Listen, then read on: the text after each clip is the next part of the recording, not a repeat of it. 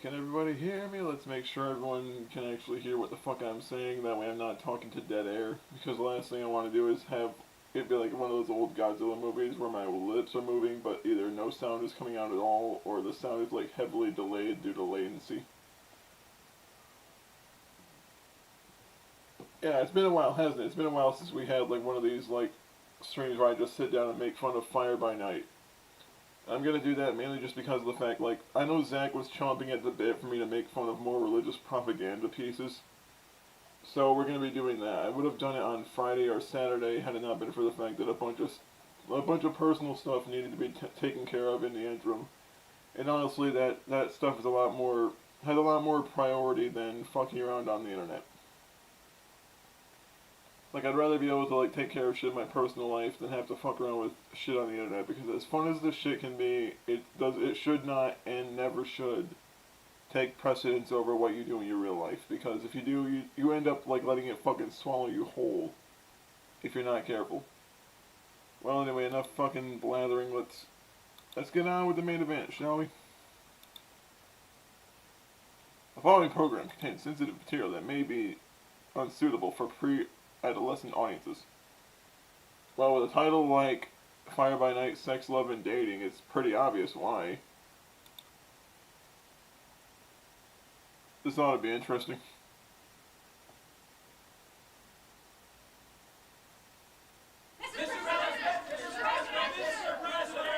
If this guy is the president, that country is gonna get fucking bombed. Just on the principle that he looks like that. Seriously, any country that sees this motherfucker in charge is gonna say, yeah, we can fucking destroy these assholes. Tim? How about the proposed cuts in the defense budget? Tim, let's stick to the real issues here. Mr. President! All right, over here, Diane. What are you and Mrs. Bush eating for dinner tonight? Good question. I think tonight we're going to be doing that macaroni and cheese thing. Oh, Jesus. All right, over here. Yeah? What do you think of premarital sex? Didn't do it. Wanted to. Used control. How about extramarital sex? Not gonna do it, Tim. Wouldn't be biblical at this juncture. Excuse me, what? My question is, who the fuck are you to judge anyone for their personal lives when a lot of the politicians we've had in our country, like over the past 70 years, have been like just completely shitty people who are always caught up in some like really fucked up scandals. I'm gonna like unplug my mouse and have to like re-plug it in because it's acting funny as shit lately. It's been doing that thing where it'll like glitch the fuck out and then it'll like synchronize back up after like a minute of like acting really fucky. There we go. Let's try and see if that. Let's see if that improves things. There we go. Now I actually have control again.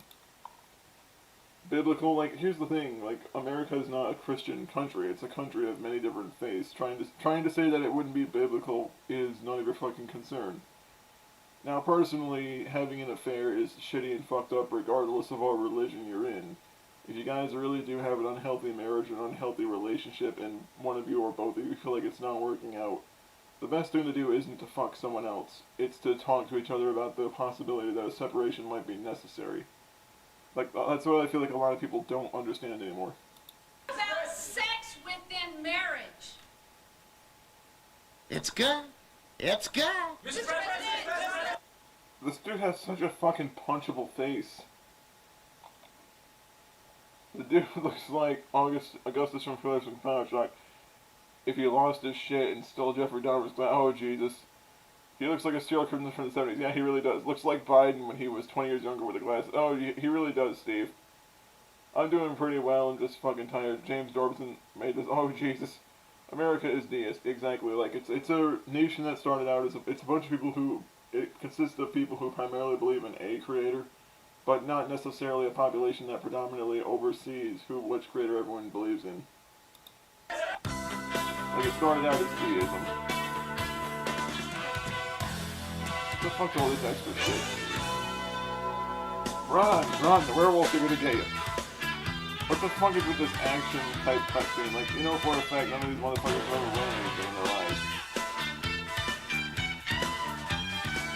Like, I don't understand, like, what is with all this, like, extra shit they're doing? I can't believe this is actually a show that people like, really used to watch and actually try to take morals from. Because speaking as someone who is a 90s kid, this whole show just seems like a dumb shit idea that was trying to do the right thing but failed miserably at it. Look at all the 80s haircuts that nobody... Look, the one black guy in the audience. Welcome to Fire by Night. My name is Blaine Bartell. We've got a very special program this time. We're going to be talking Are you gonna finally shave off that fucking nasty-ass mullet you've been sporting since the last time I saw this shit on YouTube? about, actually, I'm going to give you my title here. We worked on this for months. We finally came up with it. Here it is, Sex, Love, and Dating. Is that unique or what? That's it. No. The one dude's like, yeah, what the fuck ever, man. Like, he's like, I don't even want to fucking be here. It's like, okay. I'm high as shit. Like, this dude right here looks like he's high as hell. He looks like he's baked out of his fucking mind. The dude with the Jerry curl just looks like he doesn't want to fucking be here. The other dude with either that is a fade haircut or it could be a Jerry curl. I'm not sure. I'm not familiar with a lot of 80s haircuts because I wasn't even alive at that time period. But it's like everyone here looks like they'd rather be anywhere fucking else. Sex, Love, and Dating. They're in awe right now. And we've got some very special guests. As a matter of fact, we've got Petra. They're standing by right now. They're waiting as we speak to talk to us. And there they are on your screen. And then we also have Josh McDowell. And Josh is somewhere here in the building. Let's see if we can find him on our security camera system. Is he wandering around like an asshole? No, he's not there. Okay, there. No. Got a random kid wandering around without a supervisor. Oh, there he is. Oh, someone's stealing shit. He's in our warehouse, and as you can see, we got him doing some work back there, and we get the most that we can out of our guests while they're here. We bring in servants. We make the people that are guests on our show do borderline sweatshop labor. He's been there for like 36 hours straight with very little food and water. We had to take the fucking chains off him just for the TV appearances. Otherwise, the fucking corporate sponsors would be up our ass about it because we'd be openly displaying what we do to these people in private. To really like to serve and work, and then of course Christian Hammond, look at that explains it. Anyways, before my we're really time, glad before that my you tuned time. into this program. Got a lot of really fun stuff. Stick around. Come on, band, let's go.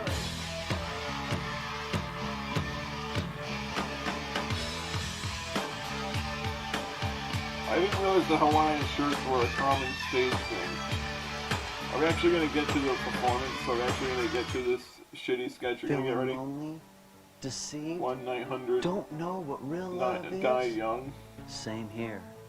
Let's get caught up in a miry pit of sex, lies, and venereal disease. Go ahead, violate your conscience. Pick up your phone and give me a call. What the fuck? What the fuck? Now here's the thing, I don't understand phone sex at all. I don't understand how someone can get aroused just by talking to someone on the phone. I don't know, maybe I'm just not able to visualize what people are describing without it being in a book or actually physically participating in it. But when it comes to shit like this, it's really hard to take seriously.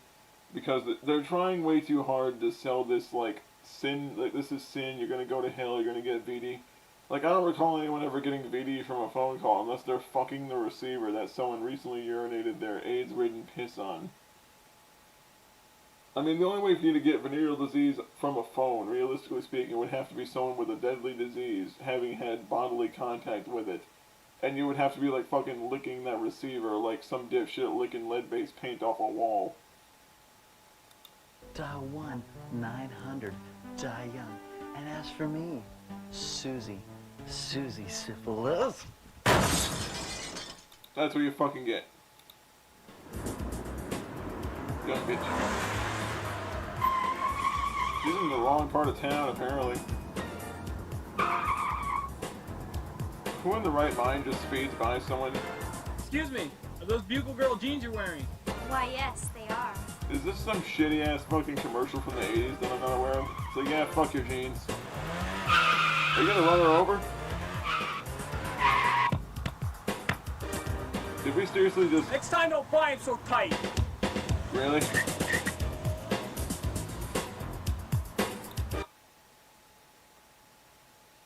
Are we really just saying, are we trying to condone violence against someone for wearing jeans? That might be too tight. Like, yeah, you know, that's what a completely normal, non-psychotic person does, is just run someone the fuck over. Could you just imagine being fucking crazy enough to actually believe this is funny or reasonable to anyone? Like, I understand they're just doing it for the purpose of trying to stretch and make things ridiculous to try to be funny. But it's not really funny when you basically turn into, like, vehicular assault. I know I almost crushed your fucking torso, but still.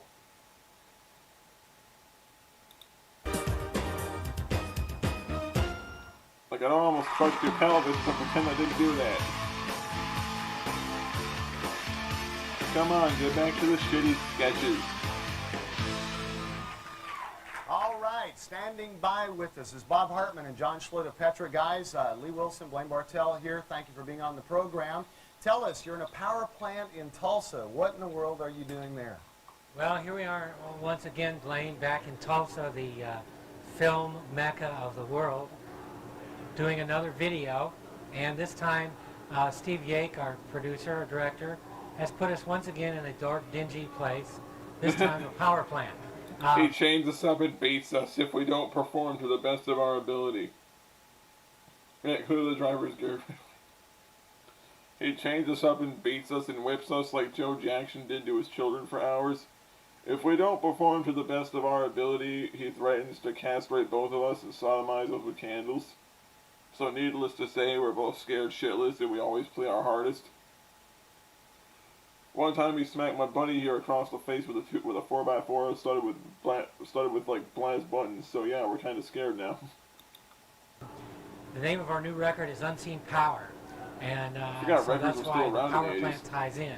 And we're just as excited about seeing what Steve has in store for us tonight as we film, as Damn it, Steve! I knew you were involved in this. everyone else is, I guess. But the new video will be out on Word this summer, and it's on Word. I keep thinking he's like talking about Microsoft Word, but I know for a fact it's like an actual music store, I believe. all about behind-the-scenes view of Petra, which I'm sure won't be as exciting as a lot of people think it might be, but nonetheless, it's going to... Behind, like, depends on what you're listening to. Blink twice if you're, yeah, blink twice if you're being held against your will. to be out, and we're excited about it, and it's looking really good Okay, he needs so help. far. Someone's in the 18. Here we are in Tulsa. You guys have been on a tour, a major tour with Josh McDowell. Tell us what the purpose of this tour has been and what kind of results you guys have seen. What is with that The forehead? tour with Josh McDowell has been one of the most exciting things that we've been on in all of Petra's history.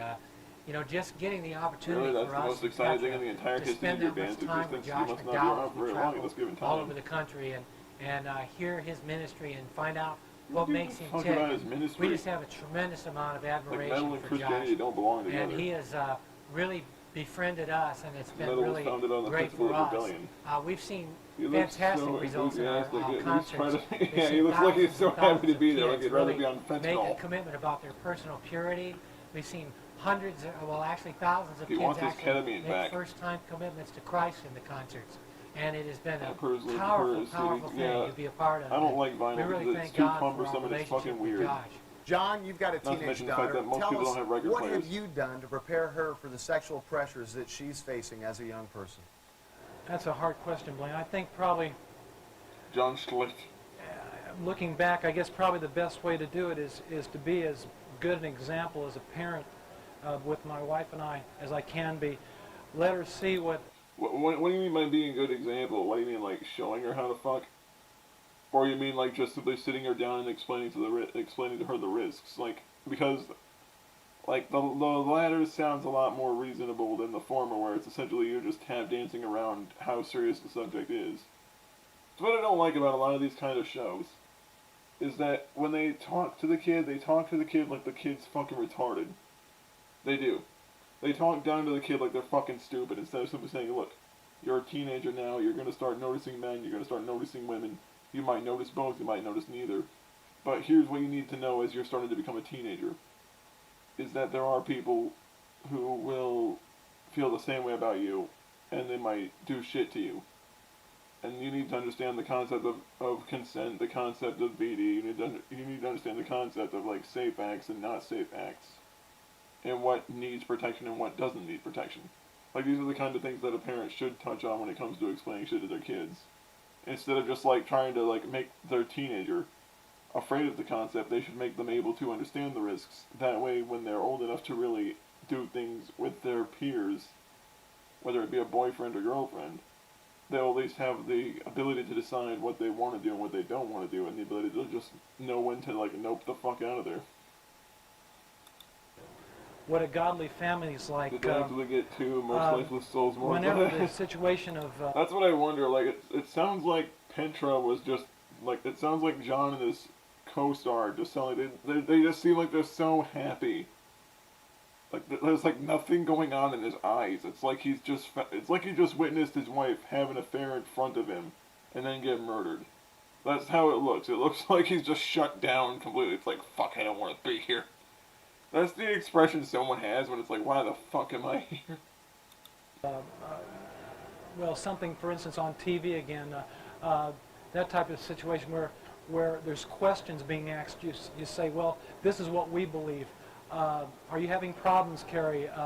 What do you think about this? Just any time you get a chance to communicate between each other, not be afraid to talk about the subject. You know, it's there. Okay, well, I'm glad he's actually being willing to be open with his teenage daughter about everything.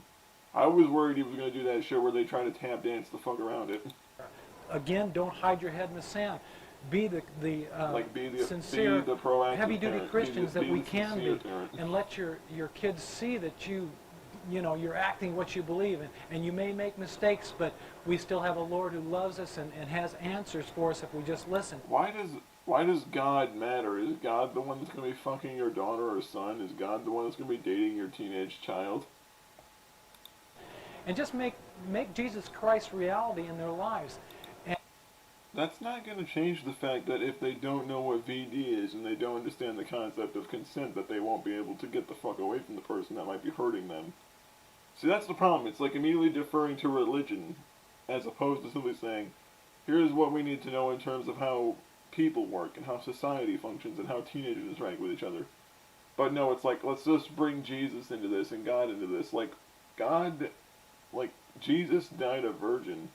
And God basically fucked someone else's wife, technically, so that she could have his only son, who in turn died a virgin just so other people could then fuck like animals later. Kind of defeats the whole purpose of using a guy that has not had sex as a role model. And in doing that, as they leave the nest and they start to have to make decisions on their own, they can think back and remember what they saw us doing. I think that's probably the best thing I can do as a parent. Guys, thanks for being on the program. We're really looking forward to seeing your brand new video project. Thank you, Blaine. We're excited to be here again. Good guys, Petra. Yes, they are. We're going to watch a video by Petra. Like that right after he arrived from Normandy after killing several German soldiers. No selfish motive hidden inside. Why is his hair so gray? It looks like he's graying. What the fuck is this haircut? I don't like how he's saying love and it goes to like almost a 50-year-old man and what looks like someone in their teens. Instead of it just being like, instead of showing like a dad reading a book to his kids, it like goes to like something that could be considered crime pedophilic. I don't know how comfortable I am with this video anymore. Violinist hiding in the background, waiting to strike out with a vicious attack of bows. Seriously, who the fuck just has random violinists hiding out in the back of their house ready to play a bunch of quartet if they're requested? Like that's fucking weird. It's on your, like, could you just imagine if you actually had people like that standing by in your house for hours? You had to fucking see him. Will you marry me, ugly cow lady? Not to shit on their happy relationship, but really, you got a dude that looks like a meth addict who's about to fuck someone who looks like one of those welfare queens from one of Stout's videos from years ago.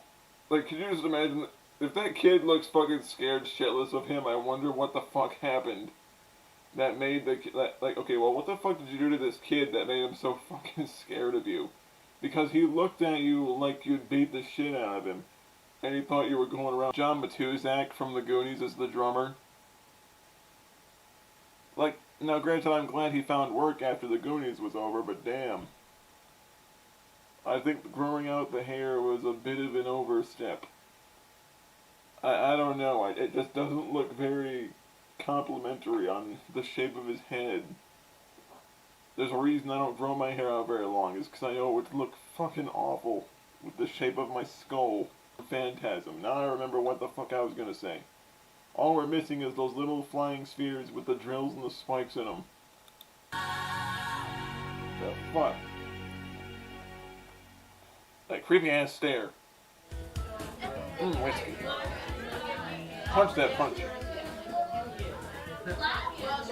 That punch just got packed a punch. Oh god, these people are way too young to drink.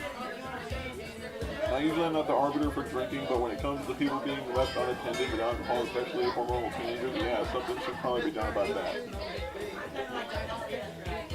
Hey, Billy, you ready for some Christian koinonia? Here, hand me your Bible. Just put your feet up and relax. Once again, it's time for the adventures of Wonder!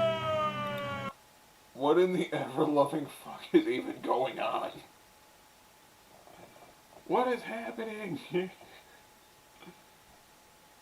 What is happening? What is happening? Like, I don't even know what the fuck is going on anymore. Wait just a hair-brained minute! I immediately want to punch this character in the fucking head. Like, I know he's meant to be over the top, but there's a difference between over the top and being funny about it.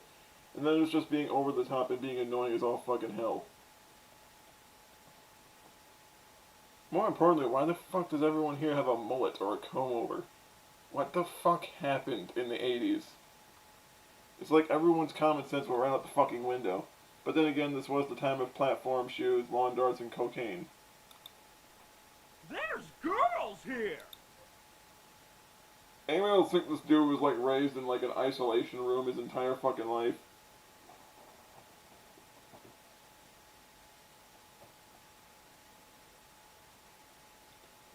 Like, the dude looks like he's been raised in isolation his entire existence, so when he sees someone of the opposite sex, he freaks the fuck out. Instead of simply saying, yeah, there's a girl over there, girl over there, girl over there, girl over there, girl over there, girl over there, girl over there. But he's like freaking the fuck out. The 80s were it's a strange decade. It was a strange decade for everyone that was alive during that time period. This is an unchaperoned gathering of adolescent Americans! You can What's your point? Says one of the catch a people. by the tail and count me out! Hey, word nerd. If you leave now, someone's going to be pretty lonely. Yeah, me and whose army? I'm leaving and there's nothing you can do to stop me! Don't leave! Oh, jeez. Don't you love it when two normally conventionally attractive people are made to look homely as shit by a makeup artist just to make people feel bad for having hormones when they end up being socially awkward? Looks like he's Herbert West, even more socially awkward. Yeah, he looks like the Reanimator if he was a lot more awkward. Oh, look out, she's gonna drop her LSD cake. Is that supposed to mean something, or is she just getting distracted? Hold on, save the cake. There you go, whiskey punch cake. There you go. You still my beating heart! Where have you been all my life? Yeah, this totally doesn't sound over the top for no real reason. Again, I understand they're trying to be funny, they're trying to be charming, but it's not fucking funny. It sounds stupid as all hell. Well, I was born in Hampton, Illinois, and then I moved to Massachusetts when my grandma had a stroke. And then after that, I went to Florida for 2 years, And then I went to the supermarket, and then my mom, well, she wanted to go to the convenience store to get gas. And then after that, well, my friend came and picked me up, and then, well, that's how It's a long. The story took so fucking long to tell that everyone else either left or fell the fuck asleep. While she told this story, his friend got into a drunk driving accident. I got here tonight. Wow! That's the most interesting story I've ever heard. Then obviously you haven't read any books at all. Ever. Even Dr. Seuss's Green Eggs and Ham would be a more compelling story than the slight autobiography of a girl who looks like she doesn't know where she's at most of the time. And you told it in real time. Whiskey drains. Whiskey submerged. You want to kiss me? Do I ever? But I respect you more than that. You mean you don't kiss on the first date?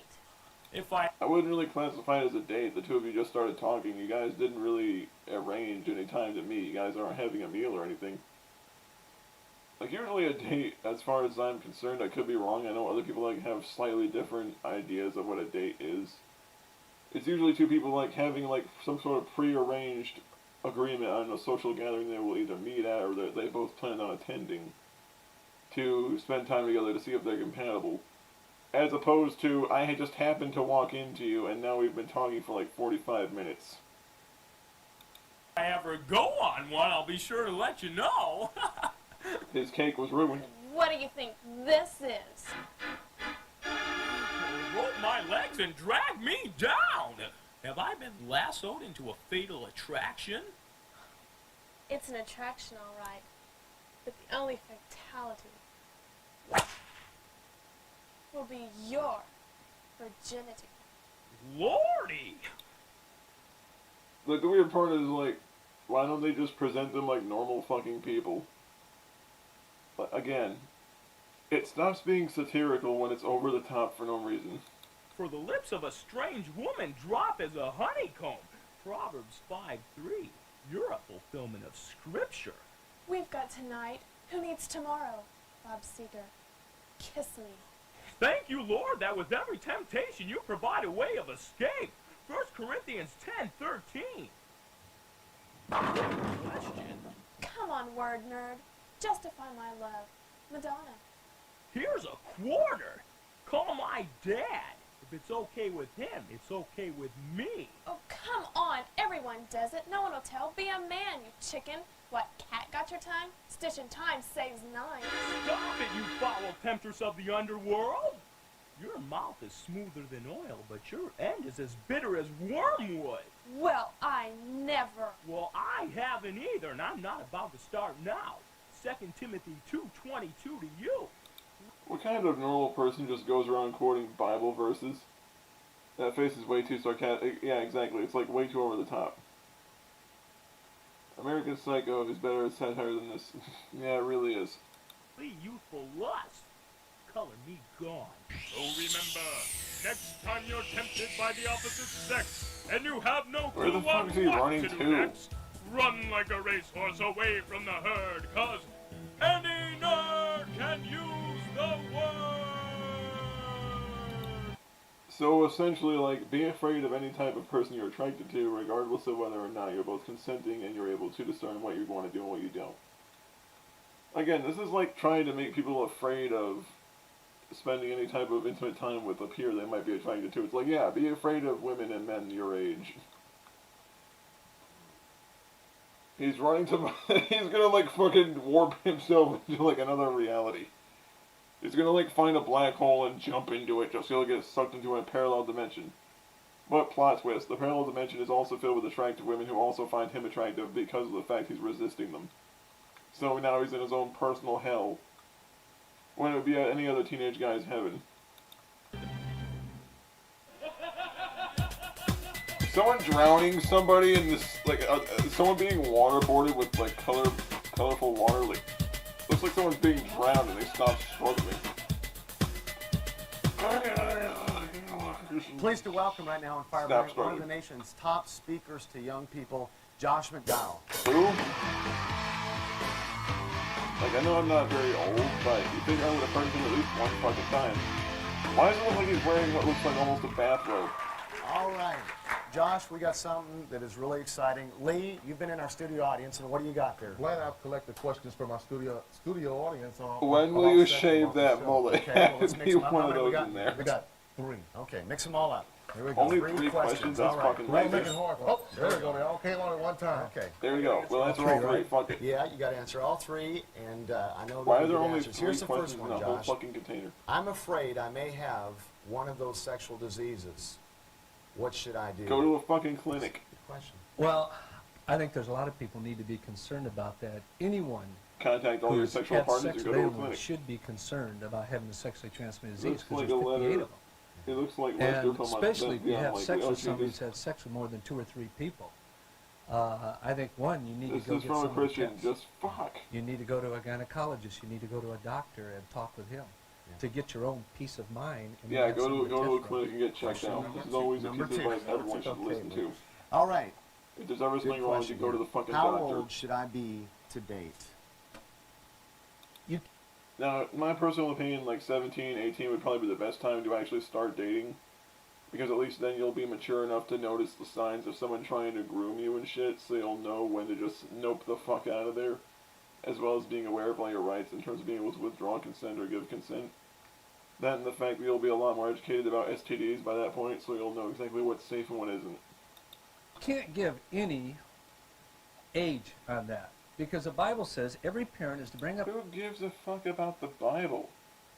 Again, like trying to use a book written 2,000 years ago by a bunch of crazy religious homophobes is not exactly a way to justify morals or ethics. The only good thing that the Bible's ever really produced is the 10 Commandments. I can at least give Christianity that the 10 Commandments are reasonable things to listen to. A child according to their personality, according to who they are. And that, like I have 4 kids, and I can't bring my 17-year-old up the way I bring my 15-year-old up. I have to bring each one up individually. And so when my 2 oldest children came to me, and they kind of teamed up and said, Dad, how old do we have to be? I said, I don't know, but here's several prerequisites, and I think they're biblically based. Why? You're not old enough to date until I, as your father, who really loves you and cares about you, have seen the character developed in your life and the spiritual maturity and emotional maturity where I believe you can go out on a date with someone, not just anyone, but someone you really like, and that person can pressure you sexually, and I believe you have the character to say no and act upon it. Or act upon it if you feel like you can, but understand your limits and know when to stop if things are going too quickly for you. Because until I believe you can do that, I would not be a loving father to let you date. Because everyone here in the audience, every person, my children, are going to be pressured sexually by someone they really like. Actually, most people aren't pressured sexually. Now, there are some people who are, I'm not going to deny that, but more often than not, when someone's involved in a sexual relationship, nowadays anyway, it's more likely them talking about it with the other person, and trying to put their feelers out, really, see what they do and don't want.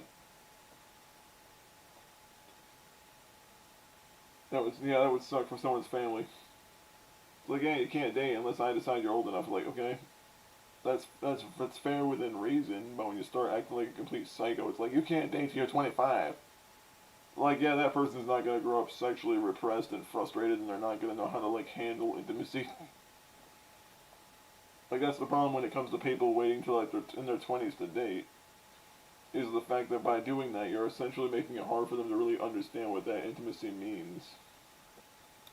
And then I tell my children that you're not ready to date until you've shown me the character and the emotional, spiritual maturity to be able to put off immediate gratification to the future. See, that's the whole issue with drugs, with sex, everything. And until I see that in my children, they're not old enough to date. All right, question number 3. I love how the dude with the glasses like, I don't know, kind of rolling his eyes. Question number 3. Here we go. All right. Okay, this is good. How about holding hands and kissing a little? Is that okay? Yes and no. I mean, I wish I could say absolutely yes, but you have to realize in today's society, young people, we have all different types of people who come from emotional hurts, who come from sex abuse, who've been raped, who come from broken homes, who are crying out for love. And I told my son, if you date a girl who comes from a broken home or a dysfunctional home or does not have a mom and dad who really loves each other, and I said, son, you don't even know. Maybe they've been raped, they've been sexually abused. And sometimes just a kiss or hanging on hands can be too far. Right. It can trigger emotions in that person. But if you take someone who's from a very secure home, they got a very... Now here's the thing. This guy has a point when it comes to like things that could trigger emotions and trigger responses from people that have been in negative events. But the fact is, the best way to really do that isn't to avoid those people. Like, especially if the two of you are really interested in one another and you guys actually do show like intent on actually forming a relationship. You should not treat this person like they're a rabid animal and like try to shoo them away.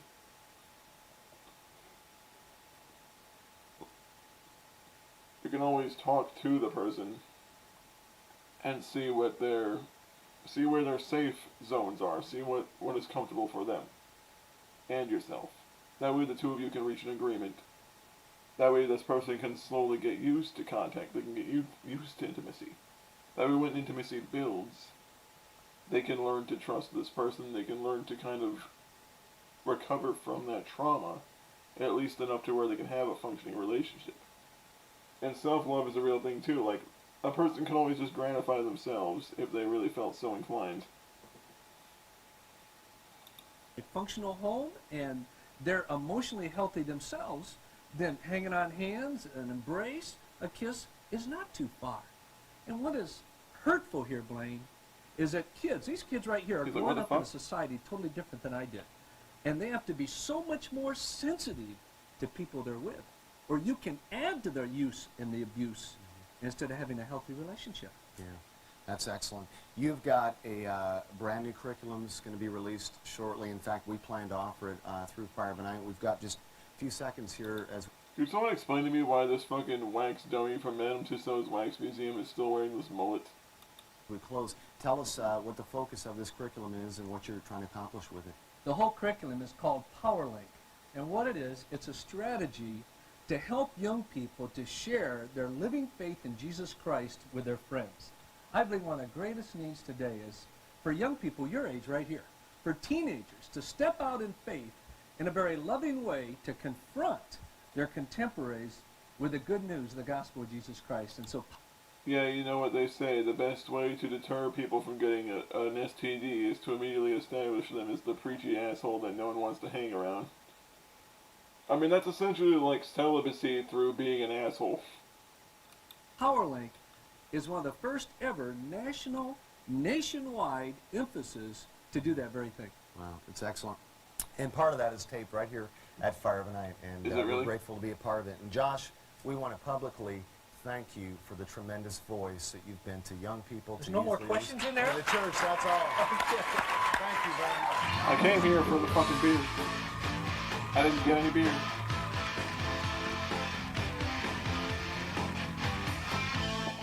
And that supports the generalization. Here comes the well, shitty class, sketch, that guys. concludes our lecture for today. We're just about out of time. Are there any questions? Yes, Eric. Me and my girlfriend, we really love each other. But I don't want to ask her to get a blood test. So what should I do? Just use a condom. Kim? My boyfriend and I have been dating for about a week, and tomorrow's his birthday. What do you think would be a good gift to get him at this point in our relationship? It's only a week. Buy him a condom. Joe Bob. My friend and I were driving a bulldozer, and I fell off and broke my foot. What should I do? Get a condom. You know, Joe Bob, I would suggest using a condom. Use a condom on your busted foot. That latex and that lube will really keep the bone together, guys. Yes, Bill. I was wondering, who should I vote for in the next presidential election? Vote for a condom. All right, let me ask you this. Do you use condoms? The dude in the bag is like, motherfucker. Pete? What about the threat of global nuclear warfare? Make them use condoms too. Pete. Just use a condom.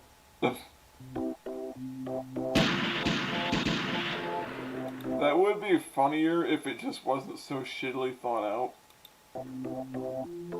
Get a life, it's not safe sex. Get a life, it's not the answer. Yeah, it is. Like, safe sex is the best way to avoid pregnancy and STDs. Make up your mind. Are you trying to encourage people to be careful with their sexual habits, or are you just trying to passive-aggressively say, don't have sex at all, instead of being careful? Joe Barry, someone, I think so. All right, we're back. You know, we're doing a program here that is a little bit of a sex education program. And, is it really? Lee, I got to ask you, where did you get your sex education? I know this is kind of a personal question. Well, but unfortunately, when I learned about sex through music and television. It was sad.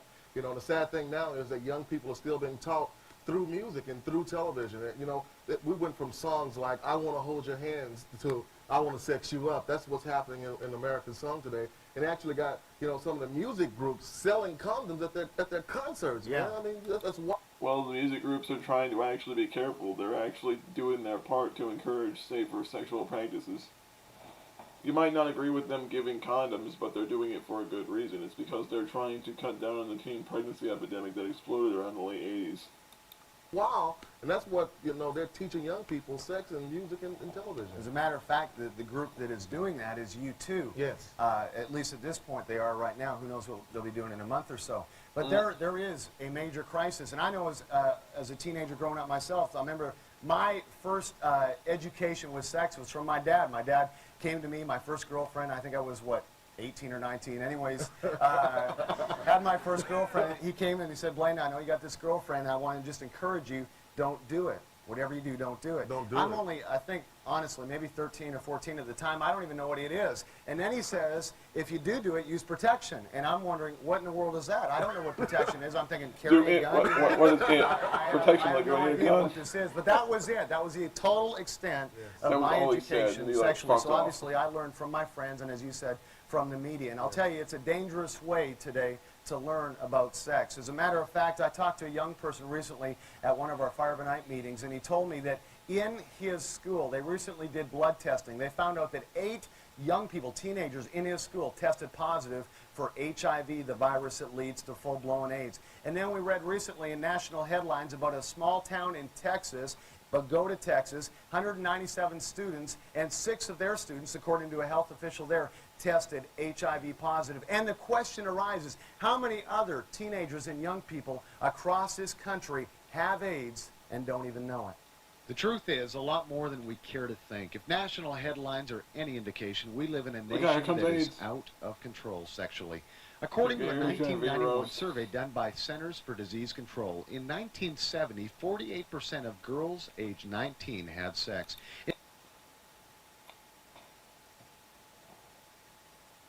Well, the reason that happened because, like, when people started doing all this shit,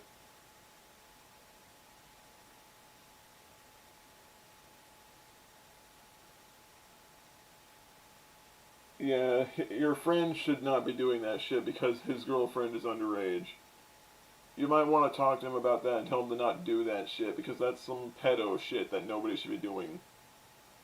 I mean, this person is not even out of high school yet, and your friend's old enough to be out of high school, so tell him to knock that shit the fuck off. In 1991, the figure nearly doubles to 75%. Well, the reason the figure doubles is because as the generation gap expands, people start approaching life differently. People start looking at things differently. People start doing different things. Because people want to become more independent. They start trying to diverge from some of the religious teachings that their parents have taught them and that their grandparents taught their parents. Because they feel like it's just not what they believe in and it's not what they want to believe in. That's why the figure almost doubles. Not to mention the fact that through most of the time, like during the 60s and 70s, it was all about trying to do things in excess. But in the 90s, it was all about just do something because you feel like you should. And that's the problem. It went from be careful to who cares. And sadly, this generation of kids are paying the price for promiscuity. 33,000 people every day in America contract a sexually transmitted disease. 1 in 7 teenagers this year will contract an STD. This year, over 1 million teenage girls will become pregnant, 3/4 of them unintentionally.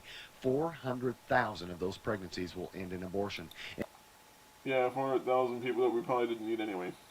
And currently, over 1.5 million people in America carry the AIDS virus, and 85% of these people don't even know they have it. In 1989, I interviewed a young man named Chris. At that time, he had been... A young man? Look at him. He's fucking male pattern balding. It looks like he's almost 40. Diagnosed as HIV positive. Wait, is that Lance's father? It looks like he could be his dad. In 1985. I took it pretty good, and my lover broke down and started crying. I just figured I was doing something I shouldn't be doing, and I came down with it, so I deserved it. You know, it was my fault I got it, and nobody else's. I was doing something that was wrong, and that happened. It's not that you were doing something that was wrong, it's just that you weren't being careful. There's nothing wrong with someone being gay, Chris. It's just the fact that you weren't exercising caution. So now I had to live with it. Chris lived with it for 6 years, and then he died shortly after our interview. And then he died. Kathy Kay is a registered nurse and a spokesman for California Healthcare Advocates. Kathy, Then for he those who fucking don't know, died. tell us exactly what AIDS is. Well, AIDS stands for Acquired Immune Deficiency Syndrome, and it really is the end stage of an infection with HIV, which means the human immune deficiency virus. And when this virus comes in contact with mucous membranes, then it infects the body and slowly but surely destroys the white blood cells, which enable the person to fight off infections. So their So it turns off the immune becomes system like a light depleted. switch. And then toward the end stage of this infection, they start getting what are called opportunistic infections, and they get infected with things that you and I could fight off and have no problem with, but for A common them, they cold could be becomes fatal. life-threatening. You know, there's some teenagers that might be watching and saying, well, you know, I'm not having sex with everybody. You know, I've got a monogamous relationship with my boyfriend or girlfriend, so I'm not at risk. What would you tell them? Well, are you sure that someone that you slept with prior to this person wasn't infected? Or maybe this person became infected before you started going to bed with them. Because you know, when you go to bed with a person, you're not just going to bed with that person. You're going to bed with every single other person that person has ever gone to bed with in their life. So you can just picture it. It's as if you're just all crawling into the same bed together. And if you don't believe Yeah, that's a good mood killer for everyone involved. Kathy Kay and other experts, and just ask the victims, like 25-year-old Robin Ryan. Robin, you were diagnosed as being HIV positive in 1985. You were 19 years old, a teenager. That had to be devastating. What was your initial reaction to this? You know, at that time, back in '85, we really thought that once you had HIV, that your life or AIDS was just over. I remember I'd gotten a leadership award from a cadet program I was in, and I was so angry that day. I went home and I just tore it. I wish I hadn't now because I don't have it anymore, but I tore it in half. I tore it up, and you know, and it was the kind of thing, my life's over, so I just throw this away, just throw it all away. I think I spent about the next day in bed because it was pretty, because the fear was just tremendous. Robin, one of the questions that had to immediately come into your mind when you found out you were HIV positive was, where in the world did I get this? Did you begin to go back through your life and try to figure out where it came from? Well, you know, although I was raised in church, I did not live what they would be considered a sexually pure life. I lost my virginity in 1984, December of '84, in Bombay, India, which was a year earlier, with a prostitute. And I read last year that about 80% of the prostitutes in Bombay now carry the HIV virus. So I assume I picked it up there. But being from California and not living a sexually pure life like a Christian should, I very well could have picked it up in California as well. Someone. Why do you care? Like, why do you care about sexual purity? You should be more concerned about the fact that you just weren't being careful. That should have been the biggest concern. I don't think God gives a shit. Said it's easier to succeed than it is to fail. And in my life, sexually anyway, I failed. Those who have remained a virgin until marriage have succeeded. Let me just tell everyone this. Now, for all the people under the age of 18, please plug your ears. If you're under 18, do this. Please. There's my warning. If you're under the age of 18, plug those fucking ear holes. And if you're someone with a weak constitution who can't handle people saying shit about Christianity in a negative light, then you should probably plug your ears too. Premarital sex is not a negative thing. It's only a negative thing if you end up doing it with the wrong fucking person, and you know it's the wrong fucking person as it's going on, because you realize that it felt like you wasted it. But that's vastly different than someone having premarital sexual intercourse, or even sexual acts premaritally, with a partner who they do love, who they do care about, who they know for a fact that they are willing to stay with and that they would like to stay with. That's the difference. Trying to judge someone in that regard is completely fucking meaningless, because what happens is, when people start judging another person like that, all it does is look brain dead and fucking stupid, trying to essentially justify a paranoid, cowardice way of simply saying, yeah, you know what, I just made a mistake, I should have been more careful. Okay, everyone hang on for a minute, I gotta take a quick bathroom break. Give me just a minute, and then I'll pop right back in. This guy was going around the world having sex, or what? Well, he was probably in India for most likely a student mission trip and shit like that, and then he probably came back to California because that's probably where he lived. Well, anyway, just give me a couple minutes, I'll be right back. Quick bathroom break.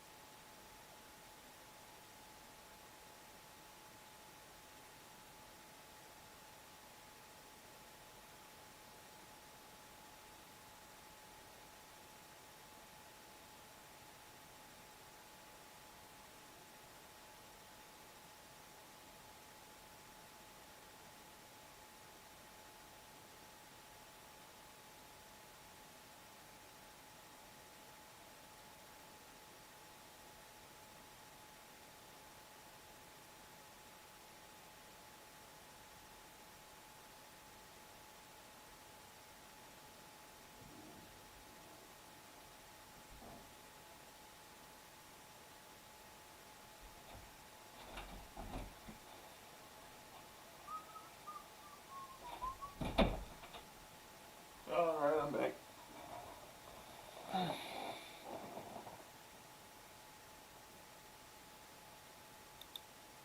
Exactly. Premarital sex can be a good way to see whether or not you guys are compatible sexually and emotionally. And it's also just, it'll help someone understand what their do's and don'ts are in the bedroom too. It'll help someone understand what they are comfortable with, what they're not comfortable with, what they'd like to do, and what they wouldn't like to do. These things are all important. Like, all these things are necessary to make sure that a person's relationship can last, because otherwise you're essentially setting yourself up for failure. The last thing you want is a divorce when the dude that's married to his wife finds out that he's actually gay the whole time. And it is easier to succeed than to fail because the price for failure is extremely high. The price for my failure is probably going to be my life. For Robin, life has gone by very quickly. In the years that do remain, he is dedicated to warning others of the consequences of premarital sex. I'd be less worried about premarital sex and sleeping with people in a country that's riddled with AIDS. I mean, really, if you really wanted to, like, raise awareness about something, the best thing to do would be to say, yeah, you know what, don't fuck prostitutes in countries where the positive percent for HIV is 85%.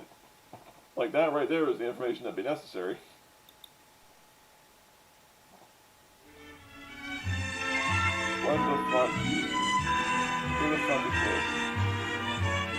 Let me spray this shit right on the TV screen too. Clean that bullshit right up. Clean the sin off my TV. Yeah, like stuff that right in the fucking seam of the TV and cause the tube to blow out the back. Might as well just pour water in the shit. Oh god. Whenever it's cold, dark and lonely. If it's cold, dark and lonely, you're probably dying. Fuck you, motherfucker. Fuck you. Screaming at his sister like an asshole. The love of my best friends. Hi, buddy. How you doing?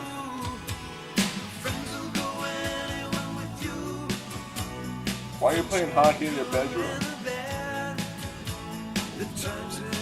Why were you screaming at his mother? Here, let me just pick up his garbage.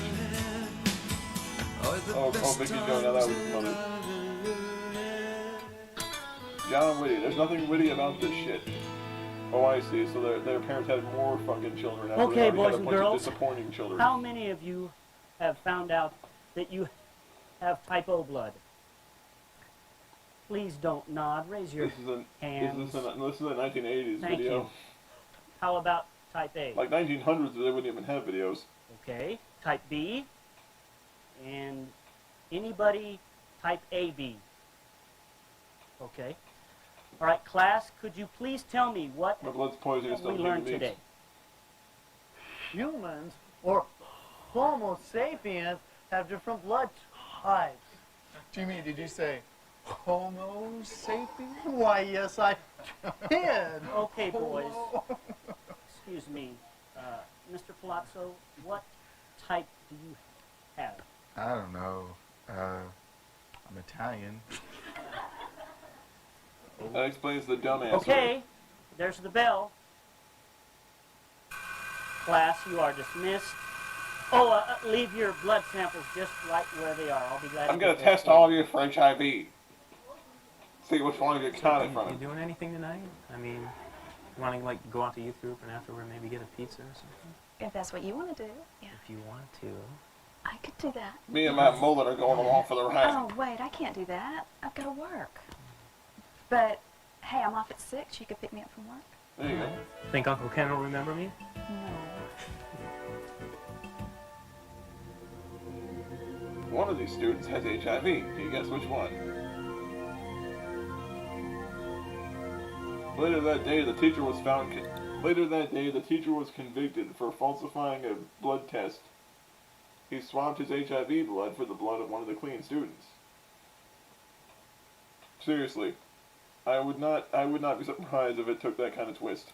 I've not watched this beforehand, so if I'm right, it's simply by mistake. What are you guys still doing in here? Get the fuck out of the locker room. Studying? Studying? Does this look like a library? Coach, ain't nobody studying in here. Not with him talking about Andrea. Could you talk about something else? It's not all I talk about. Look at that fucking note. It's bigger than mine. Oh, yes, it is. Because when I told you about the project my sister brought home from school on butterflies, you said it reminded you of Andrea. Well, it does. And I'm sure she has antennas coming out of her head. Ron, you need to slow down. Hey, take a chill pill. Oh, you know you have been moving a little fast on this relationship. Mm-hmm. Like a Swedish bobsledder. Now, you guys plan on getting married sometime soon or something? No. Then stop acting That's like actually it. clever. I'll give you that. What? You know what I'm talking about. I saw your little lip Your voice action almost yesterday sounds after like school penguins. kissing Yeah, her. I've heard that Just before. concerned I don't about know you. why. About what? That she may look different when you get through kissing her, Ron. Oh, jeez. Coach. If you kiss her and take off her face, you'll probably know she's a gremlin. You guys are the only ones that are giving me a hard time about this. Why don't you lay it off? And then he caught AIDS. All right. It does. Oh, shit. A blow-up doll in his fucking locker.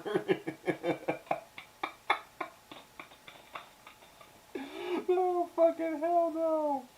Oh, shit, no. Oh, I actually, when I was in high school, there was actually something like that really happened. It was fucking funny as hell. It was actually almost exactly like this situation, except it was two kids that were a grade level above me, so it was two seniors. And what happened is, in the men's locker room in school, one of the seniors had actually planted a fully inflated blow-up doll in the other senior's locker, and he like basically scrunched it up in there. So that way when he opened it, the first thing that popped out were the fucking doll's legs. And as people started feeding it out, like everyone else started laughing, everyone was pointing at him and making fun of him. Like, from what I remember, he actually changed schools. Now I'm reminded of Cool Runnings for some reason. He had the bobsled team. Oh, jeez. This whole situation's like a weird little clusterfuck. Doesn't even look like her. Close enough. So, hon, what are you teaching on tonight? Honesty. I've got this really good turtle illustration. I'm gonna draw Andy? a turtle. I'm going to put your allowance in your purse for you, As much okay, as I honey? like turtles, I don't understand that. Mike. Why do you have a condom, Blake? Hon, I've got to preach in an hour. Mike, get back here. What? I found this in Andy's purse. And? Matt. Go Matt. upstairs for a minute. I want you to go up to your room, get ready for church right now. Just go upstairs for a minute. Just go to your room, please, Believe Matt. me. You didn't do anything. Just go, get ready for church. She's gonna talk about something Andy, you shouldn't hear it. we need to talk to you. I want you to come over here, sit down. Andy, I want you to level with me. I want you to tell me the truth. Don't you dare lie. What are you doing with a condom in your purse? Mike, don't talk to her like that. She's sensitive. And She has a forehead the size of a billboard. Andy, what is that thing doing in your purse? Miss? She says as she screams at her with the same degree of impurity. That's a Mad TV sketch, but like, yeah, it really is. It's like the Mad TV, but not funny. It's like trying way too hard to be serious, but sucks at it in every capacity. Ketter gave one to everybody today in health. Well, what did she expect everybody to do with one of these? I don't think she was expecting anyone to do anything. I just think she was trying to illustrate the point that they needed to be safe. Search me. They make cool water balloons. Andy, Water balloons. That reminds me of when my brother and I got a box. Like, we found a box of condoms laying around in one of our family members' rooms. This is before we knew what they were for, because we were kids. We filled them up with water. We were like fucking pelting each other with them. So we're like, it's basically just a pair of like a 12-year-old and a 10-year-old throwing what looks like a cylindrical water balloon that they've tied up in a knot on one end at each other. Until finally, my brother was the one that ended up bursting the fucking thing when he pelted me in the back of the fucking head with it when I was running around the corner. Oddly enough, my brother was the first of us to have a child, so it's safe to assume he's more than capable of breaking condoms when it's unnecessary. How old I don't know. My guess is the actress is probably in her late teens, maybe early 20s, but apparently she's supposed to be a teenager in this sketch, so it's not too far off. I do not want to hear about water balloons. I am sensitive too. I'm sensitive Andy, too. The water balloons give me go on up to your room trauma. and get ready Vietnam for church. Your flashbacks. dad and I have to talk. Did I do something wrong? No, you did nothing wrong, Andy. Okay, just go get ready. You gonna keep that? Yes, I'm going to keep it. You don't need to ever be seeing one of these again. Go to your room, get ready for church, honey. Dad's about to have a stroke. 56, 57, Looks like a detective. 58. Great. $58, Uncle Ken. Not a bad day. How much did we make? $58. Hey, and look, we've got 3 Shoney's coupons here to show for it. Well, He doesn't seem to have a really good memory if he forgot What are that they? quick. He might have Those are dementia. the coupons, Uncle Ken. Look, I know you're tired. Why don't you just go on home I think and he I can has lock up, dementia. all right? well, if He you forgot think that that'd quickly. be best. Watch here's him forget where the keys fuck and he's this- at. Hi, Mr. Tyner. Why, hello, John. Ron. No, it's Ken. But you can call me Uncle Ken. Okay. Shit. All right. Yeah, her uncle has Listen, John, dementia. Why don't you I'm just thinking. check out? And if you need me, I'll be down to the barn hooking up the team. Could someone please supervise this old man? I'm really concerned about where he's going. Handcuffs, someone's getting serious. Your Uncle Ken's quite a character. Yeah, well, he's a little senile, but he's sweet. Okay, senile. Okay, but he's either going senile or has dementia. I was close. Hit the road? Yeah. All right.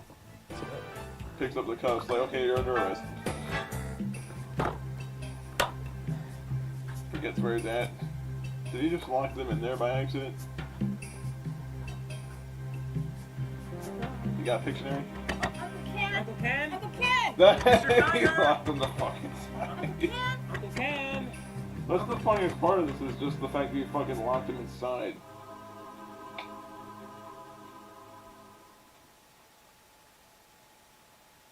I found one. You sure? I found one of those dirty Sure as I'm standing here. I mean, you're sure that you're sure? Yes, I'm sure. You're sure? Yes. Let me see.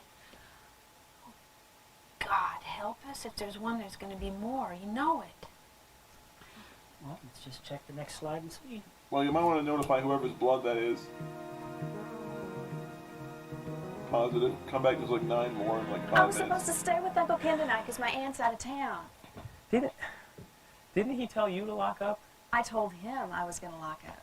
Well, we could always go out a window or something. No, there's bars on the windows. There's no way. Well, there's got to be another door around here somewhere. Yeah, Uncle Ken welded it shut. What the fuck for? Let's just... The fact that her uncle had to bar the windows and weld the other doors shut, and the only door is accessible by a key, makes me wonder if he's not a serial killer. Or was one at some point. Because realistically speaking, no normal functioning human being decides to do that when their mind is still functioning properly. Yeah, I'm just gonna weld this one door shut and bar all the windows, and like the one door that's accessible is through a lock. Call somebody. I mean, someone will come pick us up if we Where's call the them. phone? He took it apart. He didn't sell a phone, did he? Yes, he did. He sold the phone. Part of me wonders if he did this on purpose just so his niece would get some. I don't know. I don't know. I'm having a hard time deciding if this was just intentional or if it's just one giant string of accidents. Well, somebody's got to miss us and come looking for us, right? No. Why? Because we didn't come to church tonight? Well, what about your mom? My mom doesn't even go home half the time. Oh, yeah. I forget you're from a dysfunctional home, right? Non-functional. Is that the scope? Okay. So your parents think you're over at your Uncle Ken's, right? Yeah. And your Uncle Ken is probably sitting home talking to a lamp, thinking it's you. Come on, he's a sweet man. Yeah, he's a sweet man. I mean, he's gone. He's not all there. Think he'll be all right without you? Yeah. I'm listening to I you mean, off my but he would stay up and watch him now, too. So basically, we're stuck here till morning. Might as well find some place Unless comfortable to Uncle sleep. Ken forgets to come Should in be the warm enough. store. Which means we could possibly die here. All right, let's not panic yet. We've got some games here. I mean, let's make the best of it. We could play Scrabble, charades. Doctor? All right, I'm not your toy. Just kidding. Oprah. Wait a minute, we were going to go to a Bible study, right? Right. So why don't we just study the Bible? It's a book with a lot of pages. That's all we need to know. Well, Hen, that was quite a little teaching you did tonight. I wonder where Ron and Andrea were. They said they were coming. I'm sure Ron's got some wild excuse why he couldn't be there. Yeah. Hon, we need to talk to Andy about, you know what? Oh, honey, I just think she's too young to be talking about all this. Honey, who told you first? All my friends. Yeah, how old were you? What did they tell you? We better talk to Andy. It's like, yeah, I don't want to talk about I know. Go to my room. Upstairs, I'm in trouble. She'll getting in a lot of trouble. Andy, come on over here, hon. You're not in trouble. Just sit down for a minute. We had a little talk earlier about this, and we just wanted to talk to you a little bit more about It's use and about why it's there. sex. You know, sex. You know what that is, and maybe. And we just, well, do you have any questions about it? No? Okay. Well, then I'm just going to let Mom handle it from here, and I'm going to I'm go gonna take care pass of it on that. to you. Okay, Hang on. hon? Okay. I'm gonna tag out on this one. Have fun, Mom. Andy, I think what Yeah, Daddy's just- trying to say is you don't need to worry about this till after you're married. Well, Miss Cutter said with AIDS today, everybody is at risk. Not everybody, honey. Listen, if two people remain pure and respect one another and wait until they're married, there's no risk. But the fact is, the whole stay pure thing implies that if someone's had any sort of intercourse with someone else, you immediately typecast them as the person that's contracted AIDS, as opposed to someone who's just had one sexual partner before you. Like that, just like the whole new can of worms at that point. Oh, you mean abstinence? People say I sound like She penguins. I talked don't about see that too. Miss Cutter? Well, she said I in don't most think I cases sound like it Charlie. wasn't possible. I don't. Oh. Well, Daddy'll have a little talk to her about that. She'll Yeah, change her Daddy, mind. I'm gonna pass it off to Dad now.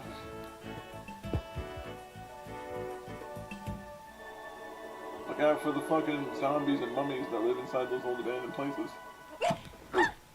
Hey, be careful, you kids. Gotcha. Of course, there had to be a So what do you convenient wanna bed play there. Nothing.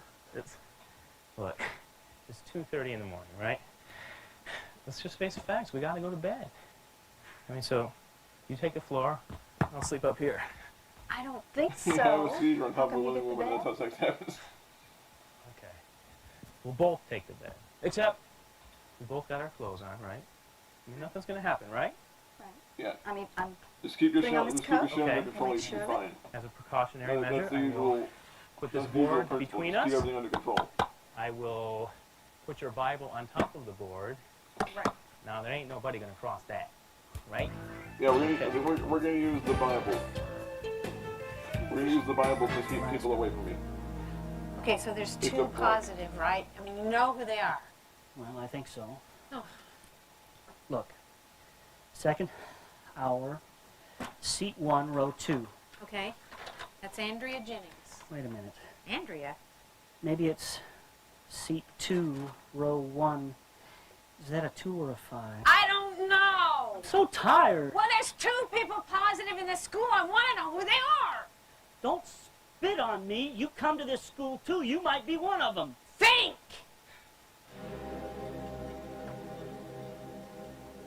Wouldn't you be able to tell? Like, wouldn't the people that have the fucking disease more or less label their samples to make sure that he knows whose is whose? I like you too. You love me? I might. Or I might love you too. Dude, just go to sleep. Like, if you're gonna stick to your convictions, just go the fuck to bed. I guess I just don't understand how two people have feelings for each other and they care about each other like we do. Dude, nobody really understands that emotion because it's an emotion that's way too complex for people to simply understand.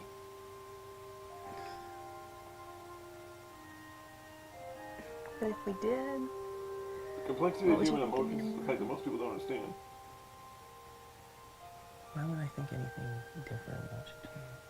This is awkward as shit. Ron, doesn't the Bible say it's wrong? I know. If you guys are both, if one of you thinks you shouldn't do it, you I shouldn't mean, if do we've it. got these Unless you're both on the same page. No pun intended, considering the fact that you brought up a book a minute ago. Don't understand how. Dude, just go to sleep. Just go to fucking sleep. Don't do whatever you're gonna do. Because you're gonna regret it in this fucking situation. I guarantee one of these people is one of the people that have that HIV in this fucking sketch. I guarantee that one of them does. Okay.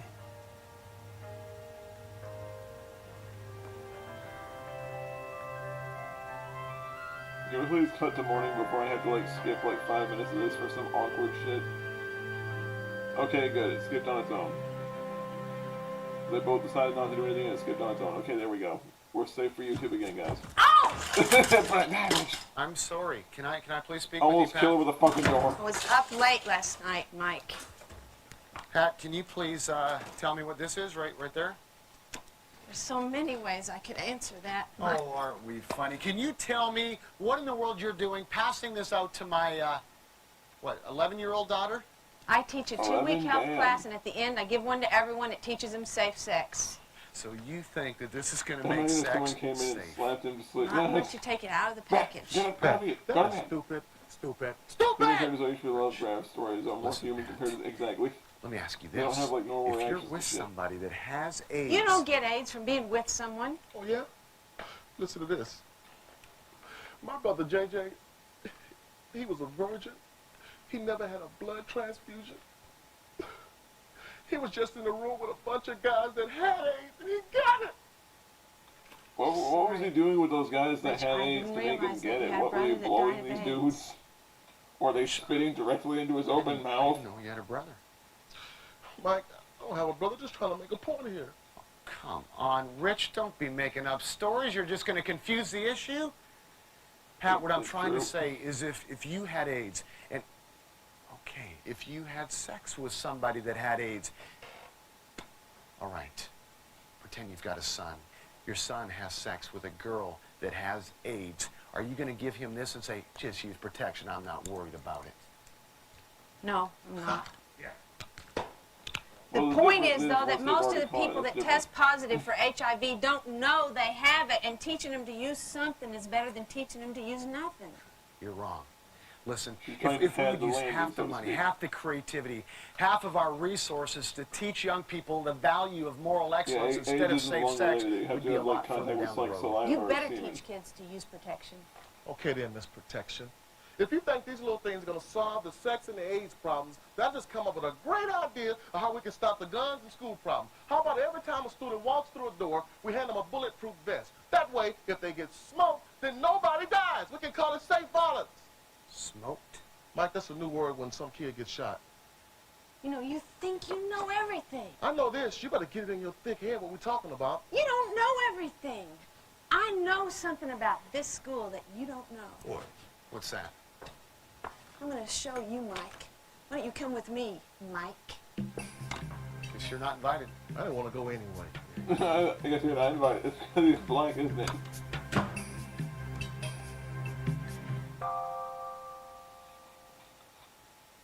Yeah, I'm gonna... You do not run I know that nothing like that would be on YouTube, but No, I'm not he's gonna smart. risk He it. figured out a way to do that, and so we did it to see Like, if I'm not anyone gonna risk positive it. out of Stop, it. Pat. Stop. I'm not listening to you. I'm not looking at your little test. I don't want to hear about it. I don't want to be aware that there are people that have you HIV two are in the nuts. building. You're wacko.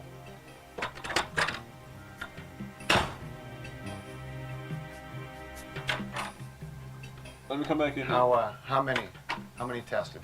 Positive? Yes. Out of his classes? 2. We think.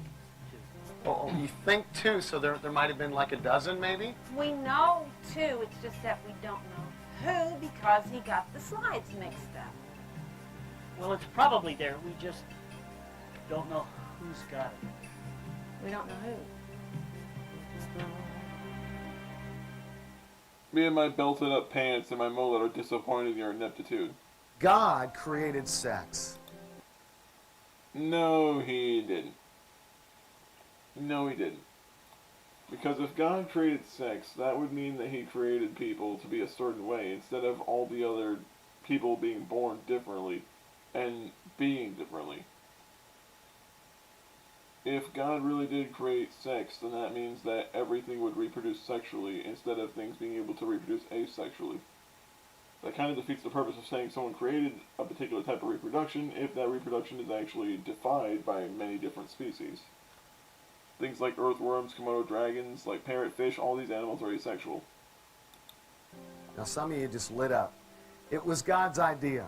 It wasn't the devil's idea, and sometimes, you know, we as Christian leaders can kind of give the impression, you know, because we're always saying don't get involved in sex before marriage, that sex is a bad thing. But I want you to know it was God's idea. It's Satan who has perverted and destroyed it and hurt people with it. In fact, we all know the story of Adam and Eve. God created Adam and God created Eve. And as God created Adam, Adam went out and he named the animals and he was taking care of the garden. And some... What kind of human being just decides to waste all their fucking time? Like, I call that a zebra, and that's a lion, and that's an elephant. Like, what kind of fucking human being would waste their day doing that shit? If he's naming all the animals that have ever existed, he's gonna run out of oxygen by the time he reaches the 800 species. Somehow I believe that God looked over at Adam and said, this guy needs help. He needs some help. Maybe he was talking to a rhinoceros or something, you know, but God said, this guy needs some help. And God brought him over and put him into a deep sleep. And the Bible says that God reached in and pulled out a rib and made woman. It says that he skillfully handcrafted woman. He really took some time. However, Eve was not the first woman. The first woman was Lilith. She was intended to be the first woman, however, she was too unruly and too seductive to be around Adam, to where God had essentially cast her into hell to punish her, where Lilith then became a demon synonymous with seduction and lust. on the ladies. You know, it says he made man out of the dirt, so I guess it's okay to call your boyfriend dirtbag if you want to, because that's what he is anyways. This joke is so But he corny made that woman, he made her shaking his beautiful. hand. And all of a sudden, God woke up Adam. And I can just picture What Adam the fuck waking up, up. He really asshole? didn't say what. Wake up, son of a bitch. Wake up. I did something for you. Wake up. Fucking grabbing him by his shoulders, shaking him like a fucking lunatic. Wake up, starts slapping him and shit like it's a fucking cartoon. What happened when he did, but I can picture him waking up. He's waking up, and he's rubbing the Shaking sleep out of his smacking eyes. The himself first across thing he the face. knows is he's missing a rib. And he says, Lord, you know, where's my rib? You know, and God says, I needed your rib, Adam. And I can just see Adam looking around saying, well, what did you need it for? And God says, look around. And Adam looks around, he sees a camel, the zebra, and he sees Eve. And he looks back at God. And then he immediately gets a boner. And he says, that's my rib? And God says, yes, Adam. and He'd probably be like, what the fuck is that? Because he's never seen another human being before. Adam turns to the Lord and says, God, would you like a few more ribs? You know, I've got plenty here. That's Can we have 5 more, please? the Bartel version of it. But I want you to know Adam was excited. And God created beautiful creation when he made man and woman. And they got together, and God looked at them and gave them a commandment. And this was his commandment: be fruitful and multiply. And don't you know that when God gave Adam and Eve... But the thing is, though, if he said be fruitful and multiply, then why is the stipulation, like, after marriage, afterwards? Like, he didn't add that stipulation. So what's the point of changing the word of God in that exact context? that commandment, that he was happy, that she was happy. How many know that was the easy? However, I do believe that monogamous relationships are important, because if you have a healthy relationship with one other person, odds are you'll be a lot more fulfilled than polyamorous relationships or a casual relationship where you might not feel anything for anyone, either after or during. But the fact is, the whole concept of, like, post-marital sex is unusual, because you could, like, this person could be fucking someone that's gay, and then they finally realize, yeah, this person's gay, and they're not attracted to women, and then they have a divorce. So, like, yeah, you might want to be aware of exactly what you are first. Easiest command God ever gave mankind to obey. Very easy, no problem. I'm sure Adam looked at Eve and said, yes, you know, this is wonderful. I think he said yes because Eve gave him a hard-on, realistically speaking. It's like any healthy man sees a healthy, attractive woman, what a healthy, attractive woman he's attracted to. But I want you to know that God did not tell them to tell their kids just to do it whenever they wanted. He said, this is for you because you're flesh of flesh, you're bone of bone. You've entered into the marriage union. And I guess it was Eve. But they never said anything about Adam and Eve being married. They were essentially just bonded together. They were pair bonded by God because they were the only two humans for miles. Easy for them because there was not a lot of hard choices to make. It seems like companionship that was more or less caused by isolation, by a lack of options. They were the only ones there. And for us today, there's so many different choices we have to make, so many different relationships that we're getting involved with. And we've got to make sure that we're making right decisions for sexual purity, that we do wait for God's perfect mate in our life. The Bible says in 1 Thessalonians chapter 4 and verse number 3, but the truth be told, there is no such thing as a perfect mate because humans by nature are flawed. What decides whether or not a relationship will last, as opposed to it not lasting, is whether or not the person in the relationship is willing to accept the other person for their flaws and love them the same. That's the difference. That this is the will of God, your sanctification, that you should abstain from immorality. I had a couple come up to me recently at a crusade. They said, Blaine, you know, we love each other. Everything's okay. You know, we have sex. You know, I have sex with her. She has, you know, obviously she has sex with him. But, you know, it's okay because we're in love, you know. And we're going to get married someday, they told me. In fact, we would now, but we just don't have the money. And I said, I said to the girl, how do you know that he loves you? And she said, well, he tells me that all the time. I looked at her and I said, I love you. Are you going to have sex with me? I said, if some mass murderer comes up and says he loves you, you going to have sex with him? Well, the difference is usually someone has some level of intimacy built up with their partner instead of just like fucking random people like Tinder or Grindr. I know this is before those things existed, but oh Jesus Christ, the way his face is in his frame, that should have been the fucking thumbnail. No, she said. I said, you really want to know? If that person loves you, if that young man loves you, then you tell him no until the day that you get married. And you'll know if he was loving you for what you were giving him or if he's loving you for who you are. Well, the thing is, a relationship, especially a relationship that involves physical intimacy, is always going to require some give and take. Like, cutting physical intimacy off, like, for no reason at all, without explaining the situation, is only going to make this person feel unwanted and frustrated. It's going to make them feel like they weren't good enough and that the person's no longer attracted to them. Instead of simply saying, look, I just think we should slow down because I want to see how you feel about me and how I feel about you, that's a lot better way to approach it than just, like, cutting it off completely and not saying shit about it, because that essentially might make them feel like they're not wanted in the relationship, which in turn could cause them to seek sexual encounters outside of the relationship. That's why communication is necessary in any form of relationship. This whole thing is like, I understand that they're trying to do what they believe is right, they think they're being helpful, but a lot of the advice they're giving, not all of it, but a lot of it, is like just really misguided with how poorly it's being thought out. Joy came all over her face. She got excited. She said, I'm going to do that. Did you really have to say the words came all over her face when you were having a statement about sex? I'm not sure the double entendre is really child-friendly in that context. He didn't get too excited. He wasn't happy at all about that. But you want to talk about real love. Love isn't something physical. Love isn't something emotional. Love isn't any kind of feeling that we conjure up. Well, love is physical and emotional. Love could be demonstrated with actions and with how someone feels about another person. And romantic relationships are usually a combination of both. The Bible says in 1 Corinthians 13 that love rejoices in the truth. If you really love someone, you'll rejoice in the truth and you'll do what is right. But the fact is, who's anyone really to decide what's true and what's right if the person in question doesn't really know themselves? That's what's always been confusing about this kind of shit. Marriage started as being a political action to have different sides get along. Why do you think they arranged marriage was the thing, amongst royalty? Yeah, essentially they would have, like, different parts of French nobility or British nobility, like, marry the son or daughter of a neighboring country or kingdom as a way to try to establish family lines and keep royal families growing so that the royal family wouldn't become inbred. It was designed as a way to try to also ensure political power and maintain equilibrium amongst different authorities in the country. Or I should say countries, because in Europe there are dozens of countries that have that type of arranged marriage type behavior. You know, we get so involved in dating in America, and you know What is marriage now? Well, marriage now, it's not really and now it can be a religious contract for those who do believe in religion. It's kind of like a contract between them and whatever God they believe in. But when it comes to agnostics like me, marriage isn't really a contract to anyone except the person you're marrying. It's essentially just a promise and reassurance that you will love that person in particular and stay faithful to them romantically and emotionally. That's what that means to me.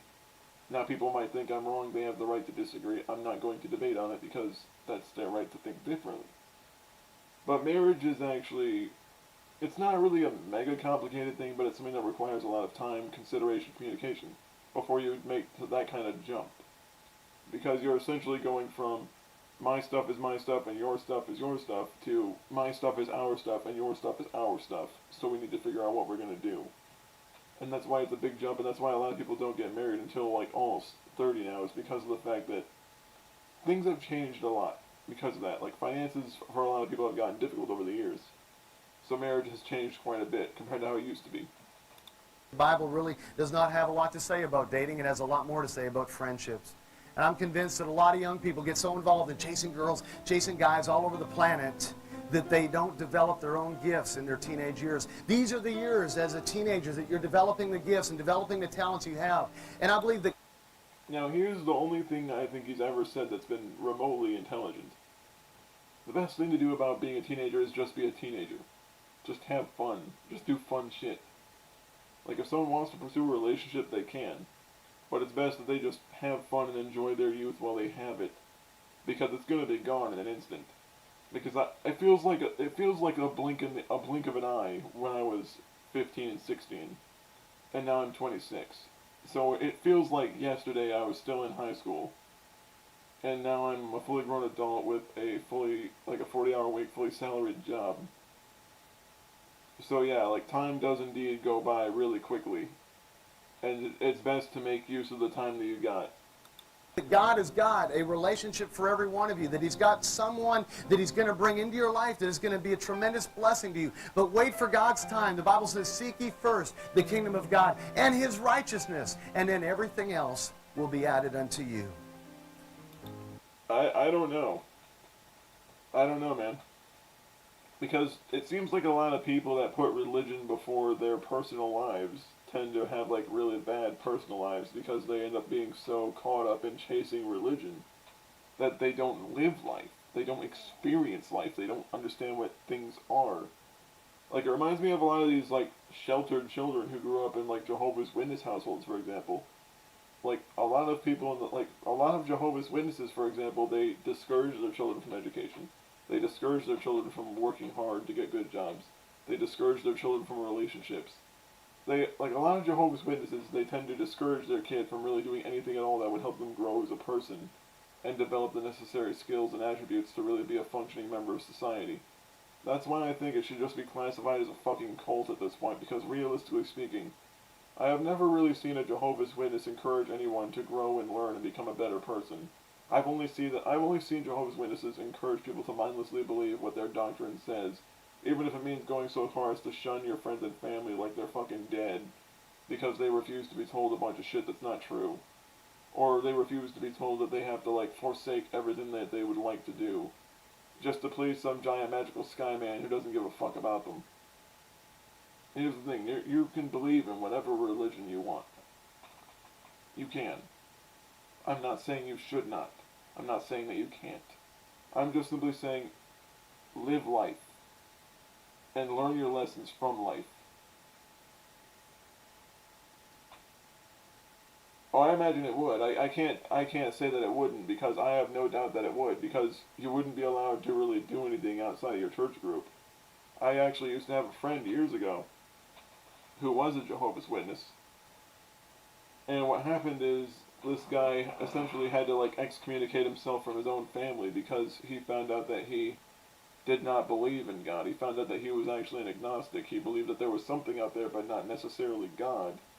And when he said, Mom, I don't believe in Jehovah, I do believe that there is something out there that we can't explain or understand as of yet with science, but I don't believe in Jehovah. What happened is that she actually like threw all of his stuff out of his window of his bedroom. He's like 17 years old. He has a part-time job. He has his own car and everything all paid off. But the problem is, like, she essentially threw her 17-year-old son out of the house.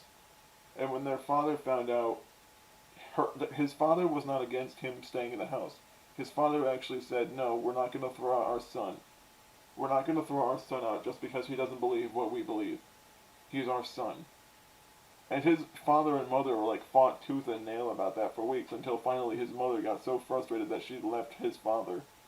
Now, they didn't have a divorce, like she just packed up and left.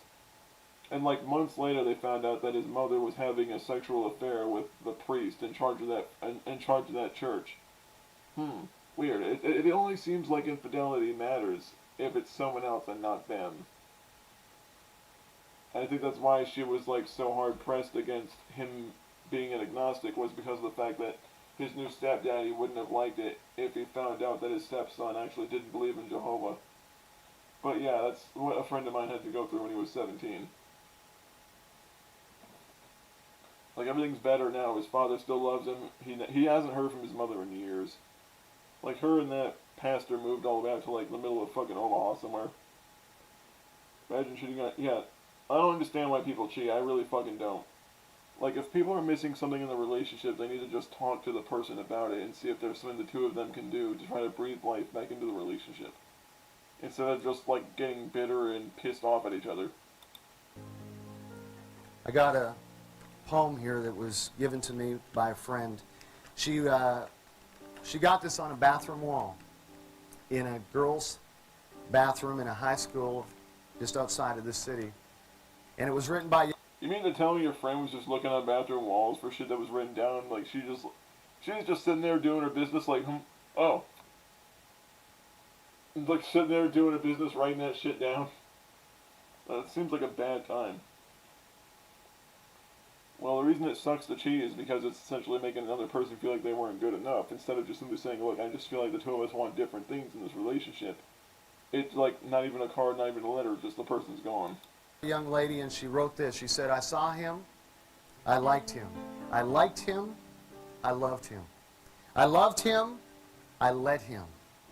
I let him, I lost him. Premarital sex will cost you things. It may cost you relationships. It may cost you the guilt that you feel. It may cost you even a sexual disease. It is not worth the price. Live for Jesus. Be pure because God commands us to be pure. So more or less, do what God says because God will punish you otherwise. Now, do I think people should be responsible with their sexual habits? Of course. It's a good thing to be careful with who you are intimate with and when. These are all things that are understandable and reasonable. But when you basically ham-fisted in there saying, do these things or God will like punish you and hurt you and do terrible shit to you, then that's when you need to just say, what the fuck is wrong with God if this is the way he acts? Like, this is the behavior of a fucking crazy madman who got sick and tired of sitting on a cloud for all eternity. I mean, that's what that is. This is not the behavior of a functioning like a functioning cosmological entity. This is the mindset of a crazy, insane, delusional God who, instead of teaching you the importance of caution and care when it comes to your life, they essentially say, fuck you, your pain is done. A friendly reminder that the hymen is more a rubber band rather than a barrier. Oh, jeez. You don't gotta tell me, Oleander, you don't gotta tell me.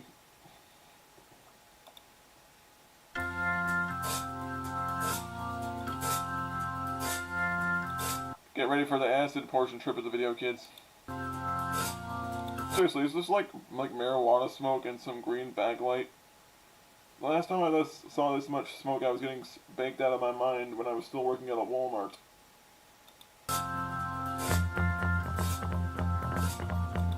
Almost as much smoke that was in that car.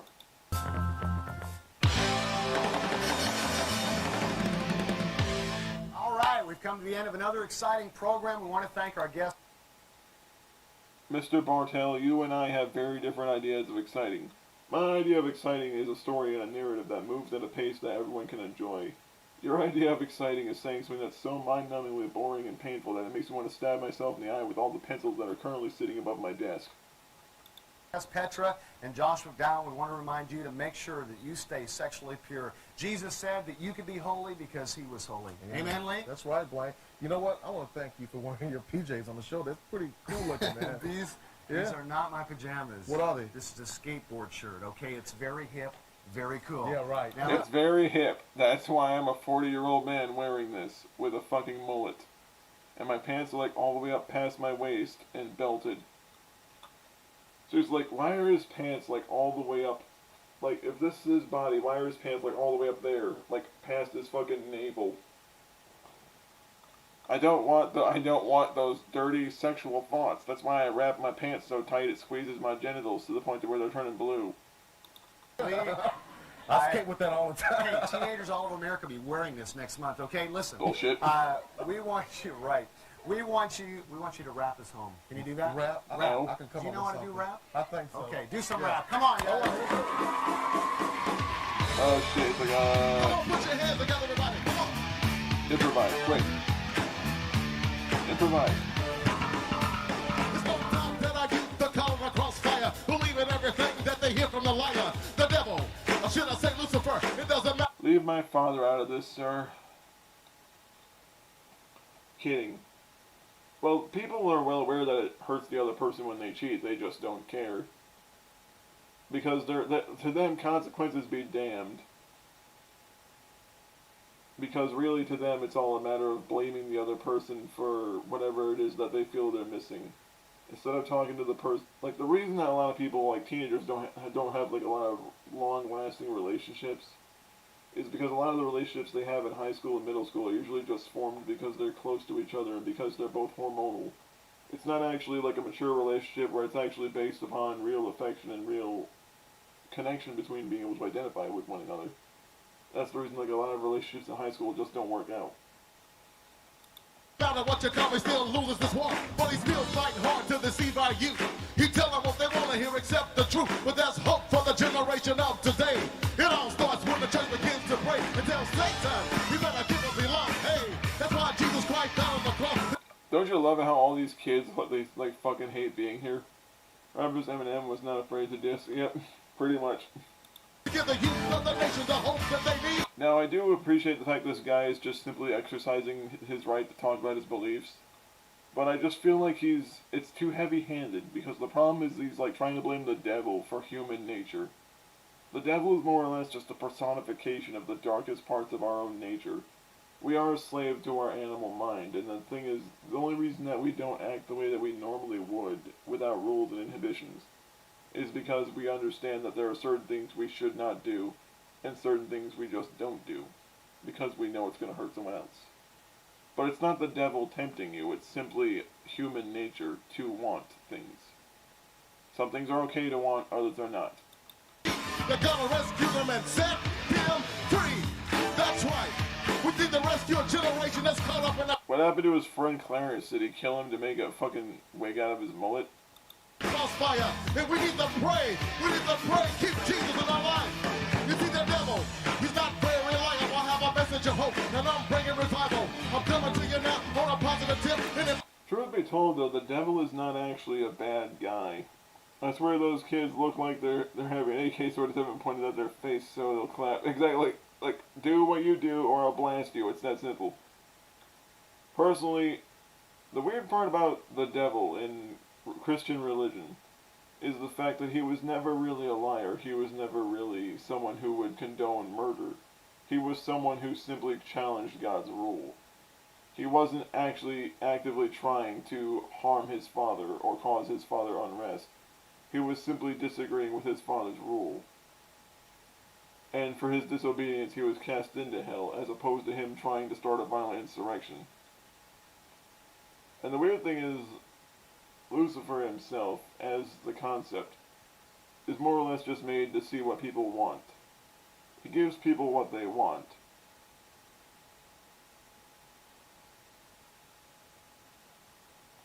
Because instead of simply being someone who hates everything, it's more or less, what would you desire? And if so, how do you wish to attain it by desiring it? Instead of like, I'll do this for this. Now, before I close this out, I'm just going to close this out with a joke. Like, I know for a fact, like, there are meth heads right now, like, there are homeless people right now running around, like, literally sucking dick for meth. And you mean to tell me they wouldn't give their soul to the devil? Yeah, they would. Believe me, these people would give their souls for a chalupa, let alone get anything that they fucking desire. And the fact that people still worry about the devil in this modern age makes me wonder if religious ignorance is just never going to go away. And again, I'm not opposed to I'm not opposed to religion as a whole. But I just don't like it when people try to basically foist it upon people who are impressionable, who don't know how to think critically, as a way to essentially ham-fist them into believing what they've told them to believe. Because at that point, it's no longer someone believing it because they think it's possible. It's someone believing it because they're being told that if they don't believe it, they'll burn and suffer and cry and scream until the end of fucking time. Now, I'm going to close this stream out with an announcement.